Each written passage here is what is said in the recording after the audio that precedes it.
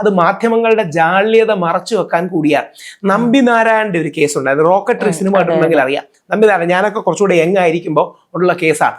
നമ്പിനാരായണനെ ഇതുപോലെ ഇന്ത്യയുടെ ചാരരഹസ്യങ്ങൾ പാകിസ്ഥാന് ചോർത്തി നൽകിയെന്ന നിറം പിടിപ്പിച്ച കഥകൾ വെച്ച് നമ്പിനാരായണൻ 50 ദിവസത്തോളം ജയിലിൽ കിടന്നു.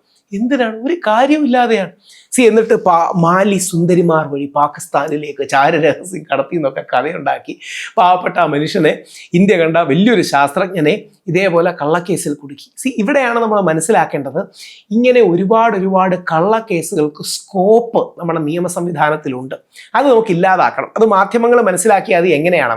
ഈ റൺ ബേബി റൺ കണ്ടിട്ടുണ്ടോ എന്നറിയില്ല, ബിജു മേനോൻ, മോഹൻലാൽ, അമലാപ്പളുടെ ഉറപ്പായിട്ട് കണ്ടിരിക്കേണ്ട സിനിമയാണ്. അതിൽ ബിജു മേനോൻ പറയുന്ന കൗതുകമുള്ളൊരു കാര്യമുണ്ട്. എന്തെങ്കിലും പറഞ്ഞാൽ പ്രശ്നം ആവാതിരിക്കാൻ ഉണ്ടത്രേ എന്ന് പറഞ്ഞാൽ മതി. ഉണ്ടത്രേ എന്ന് പറഞ്ഞാൽ ഉണ്ടെന്ന് പറഞ്ഞാൽ ആണെന്നുമല്ല അല്ലെന്നുമല്ല, ഉണ്ടത്രേ എന്ന് പറഞ്ഞാൽ അങ്ങനെ പലരും പറയുന്നുണ്ടത്രേ. അതായത് ദിലീപും പൾസർ സുനിയും തമ്മിലുള്ള ഫോട്ടോ കിട്ടിയിട്ടുണ്ടത്രേ.